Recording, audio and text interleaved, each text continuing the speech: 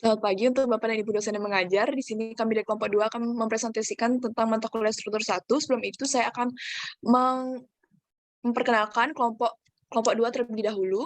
Saya sendiri yaitu Made Dwi Rama Utami, NIM akhir 001.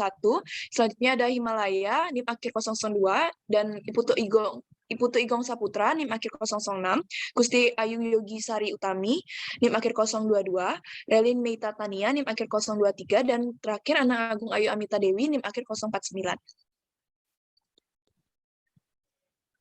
Pertama, saya akan mempresentasikan tentang definisi struktur.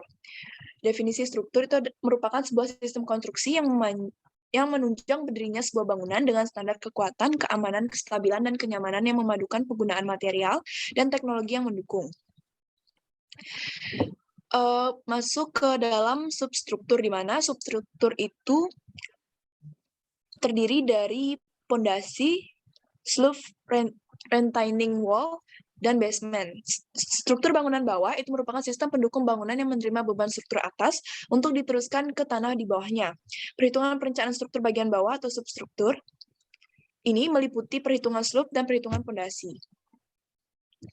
Yang pertama itu ada definisi pondasi.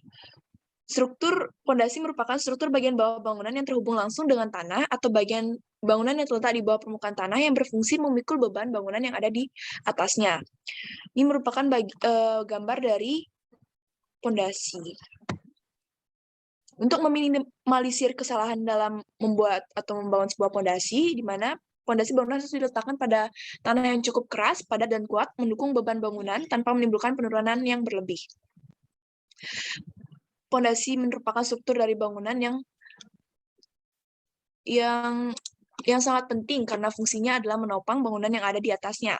Maka proses pembangunan harus memenuhi persyaratan sebagai berikut. Yang pertama, cukup kuat menahan muatan geser akibat muatan tegak ke bawah, dapat menyesuaikan pergerakan tanah yang tidak stabil, tahan terhadap perubahan cuaca, dan tahan terhadap pengaruh bahan kimia. Selanjutnya itu ada pondasi.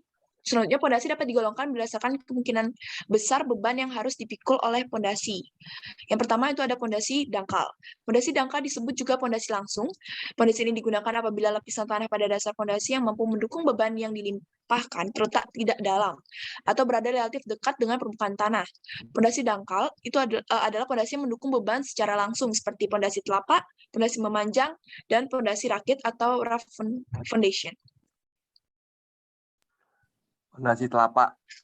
Pondasi yang berdiri sendiri dalam mendukung kolom atau pondasi yang mendukung bangunan secara langsung pada tanah bila mana terdapat lapisan tanah yang cukup tebal dengan kualitas yang baik yang mampu mendukung bangunan itu pada permukaan tanah atau sedikit di bawah permukaan tanah. Next.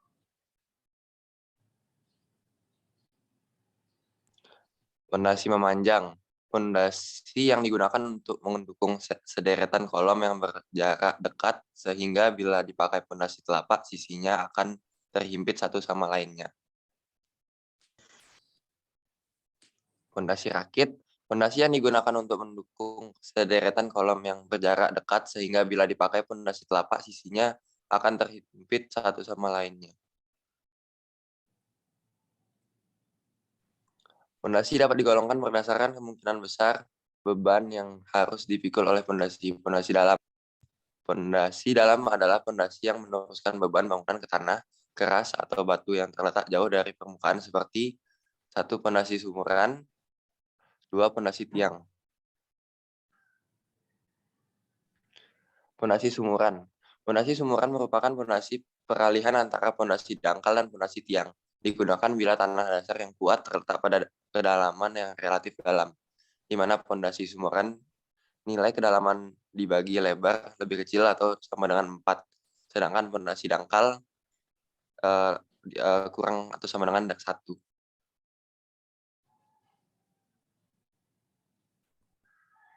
Pondasi tiang. Pondasi tiang digunakan bila tanah pondasi pada kedalaman yang normal tidak mampu mendukung bebannya, dan tanah kerasnya terletak pada kedalaman yang sangat dalam.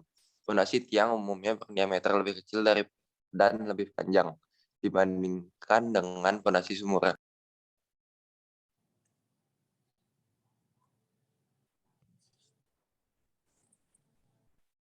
Baik, saya akan melanjutkan presentasinya, yaitu slope.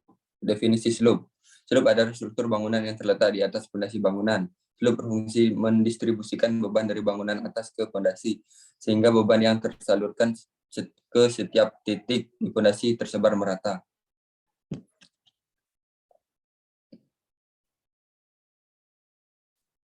Slope berfungsi mendistribusikan beban dari bangunan atas ke fondasi, sehingga beban fondasi tersebar merata. Konstruksi slope dari beton bertulang. Konstruksi slope ini bisa digunakan di atas fondasi batu kali apabila fondasi tersebut dimaksudkan untuk rumah atau gedung bangunan tidak bertingkat dengan perlengkapan kolom praktis pada jarak dinding kurang lebih 3 meter.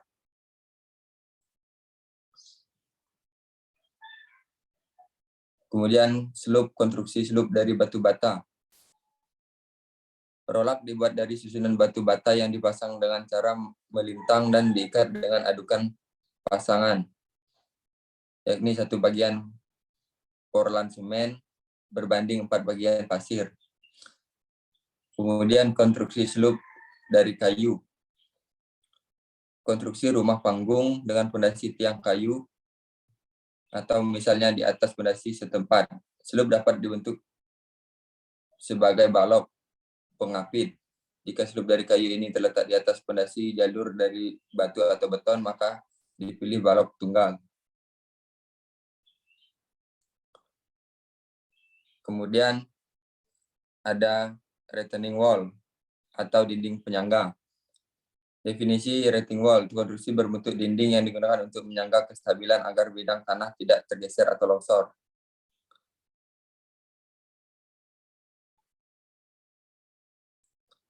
Ada beberapa tipe dari dinding penahan, yaitu dinding penahan tanah, tipe gravitasi, atau gravity wall. Dinding ini dibuat dari beton tidak bertulang atau pasangan batu. Terkadang pada dinding jenis ini dipasang tulangan pada permukaan dinding untuk mencegah retakan permukaan akibat perubahan temperatur. Kemudian tipe yang kedua, dinding penahan tanah tipe cantilever. Dinding ini terdiri dari kombinasi dinding dengan beton bertulang yang berbentuk huruf T. Ketebalan dari kedua bagian relatif tipis dan secara penuh diberi tulangan untuk menahan momen dan gaya lintang yang bekerja pada dinding tersebut. Kemudian dinding penahan dengan tipe counterfort. Dinding ini terdiri dari dinding beton bertulang tipis yang bagian dalam dinding pada jarak tertentu didukung oleh pelat atau dinding vertikal yang disebut counterfort atau dinding penguat. Ruang di atas plat fondasi diisi dengan tanah uruk. Apabila tekanan tanah aktif pada dinding vertikal cukup besar, maka bagian dinding vertikal dan tumit perlu disatukan.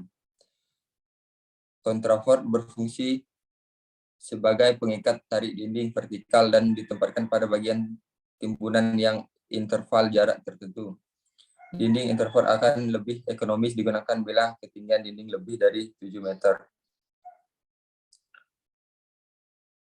Kemudian dinding penahan tanah tipe buttress atau buttress wall. Dinding buttress hampir sama dengan dinding counterfort.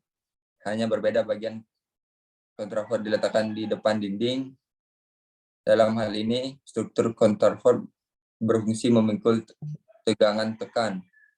Stabilitas konstruksinya diperoleh dari berat sendiri dinding penahan dan berat tanah di atas tumit tapak. Kemudian dilanjutkan oleh teman saya.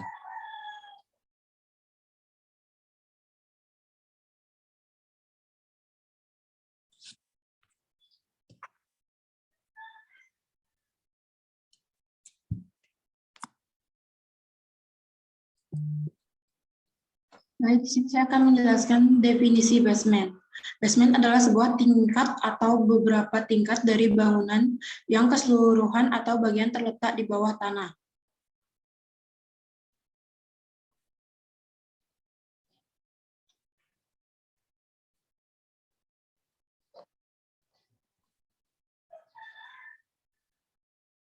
Basement ada 3 tipe, yaitu tipe A, perlindungan tangki atau tangkat protection. Struktur tidak memiliki perlindungan integral untuk melawan penetrasi air tanah dan selanjutnya sangat bergantung pada lapisan membran kedap air waterproof membran.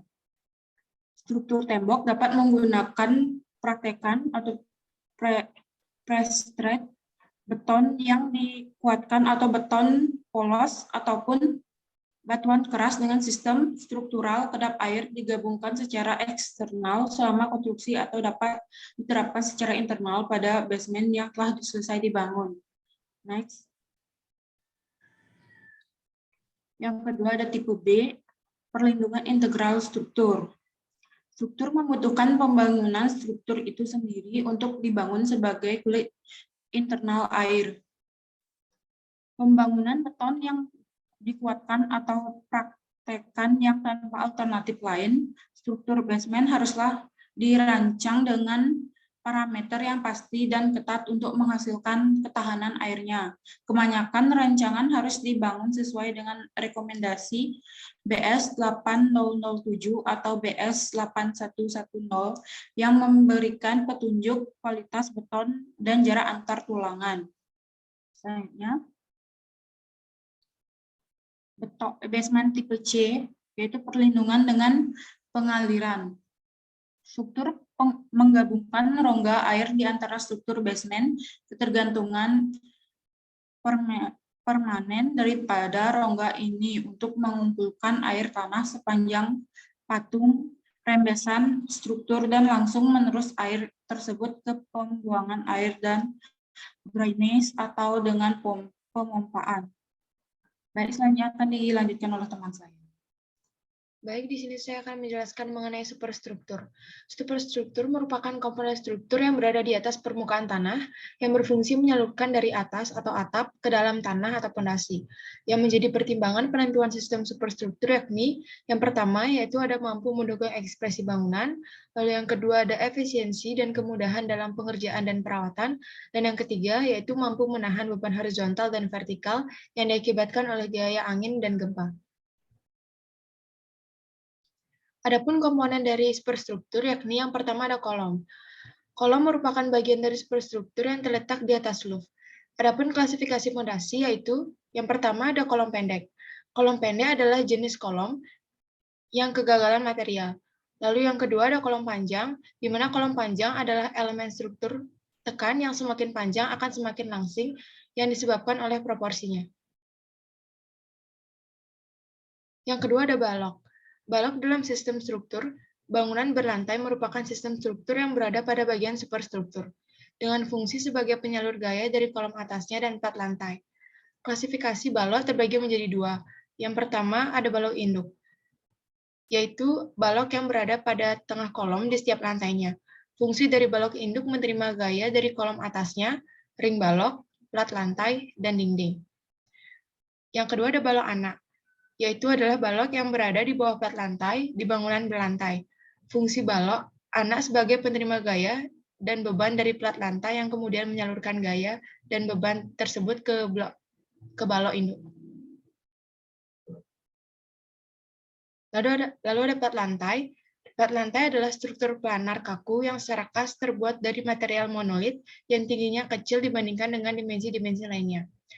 Lalu ada dinding, di mana dinding atau tembok merupakan bangunan bagian atas yang terletak setelah balok roof. Dinding berfungsi sebagai partisi ruangan, penutup bagian interior suatu bangunan, dan juga berfungsi untuk menahan beban bangunan bagian atas. Selanjutnya yaitu ada upper struktur. Upper struktur adalah seluruh bagian struktur gedung yang berada di atas muka tanah, menurut SNI tahun 2020. Struktur atas ini terdiri dari atap serta bagian-bagiannya yang masing-masing mempunyai peran yang penting. Yang pertama yaitu ada atap. Atap adalah struktur yang berfungsi melindungi bangunan beserta apa yang ada di dalamnya dari pengaruh panas dan hujan. Baik, selanjutnya akan dijelaskan oleh teman saya. Baik, selanjutnya bagian-bagian atap. Yang pertama ada kuda-kuda, Konstruksi kuda-kuda adalah suatu komponen rangka batang yang berfungsi untuk mendukung beban atap, termasuk juga beratnya sendiri dan sekaligus dapat memberikan bentuk pada atapnya. Lalu yang kedua ada reng. Reng merupakan bagian rangka atap yang posisinya berada tepat di bagian genteng. Bagian ini akan menyalurkan tekanan penutup atap ke struktur yang ada di bawahnya. Reng juga berfungsi sebagai tempat bersandarnya penutup atap. Selanjutnya, yang ketiga ada penutup atap. Penutup atap umumnya disebut dengan istilah genteng atau spandek. Bagian ini berfungsi untuk melindungi interior bangunan dari berbagai cuaca, dari terik matahari, tekanan angin, hingga air hujan.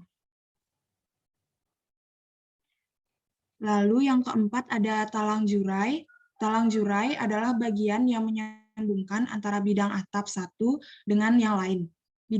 Bagian ini hanya akan ada pada bangunan yang memiliki atap lebih dari satu bidang.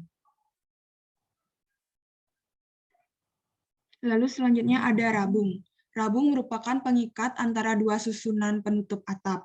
Ia akan menutupi celah dari pertemuan penutup atap, sehingga atap tidak akan lepas, sekaligus mempercantik tampilan dari bangunan. Lalu yang keenam ada bracing atau pengakuh. Bagian ini adalah bagian yang mengikat bagian kuda-kuda yang satu dengan kuda-kuda yang lainnya. Posisinya akan diletakkan melintang atau memanjang sesuai dengan panjang atap yang dibangun.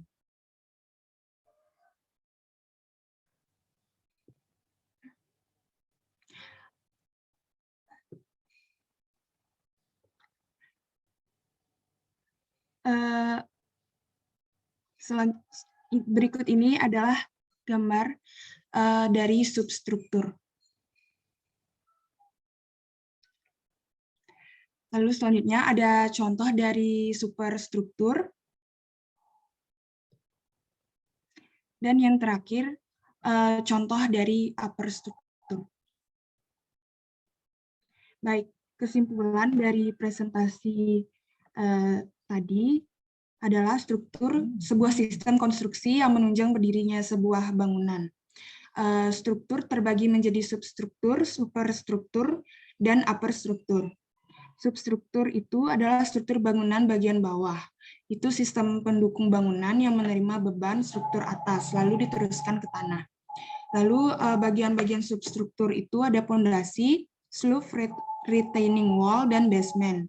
Lalu superstruktur, komponen struktur yang berada di atas permukaan tanah.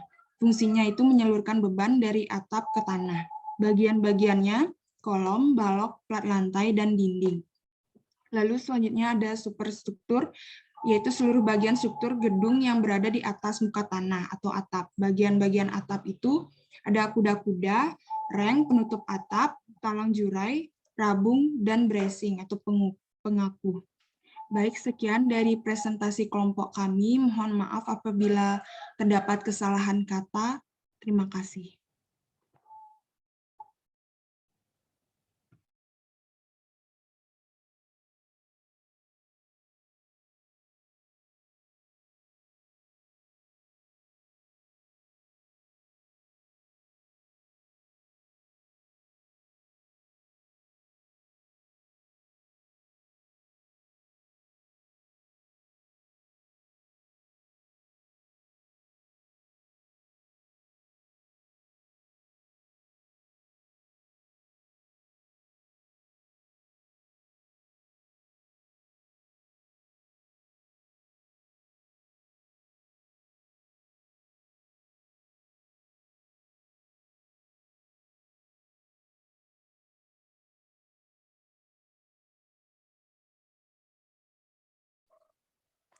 Subhanallah, alhamdulillah. Kenapa ada musibah?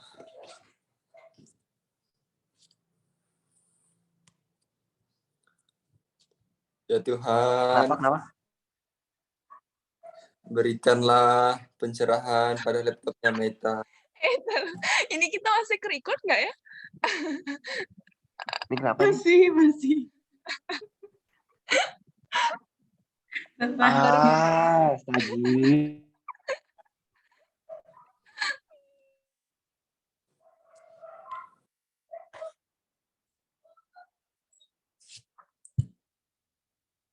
Udah bisa, Mei? Ya ampun.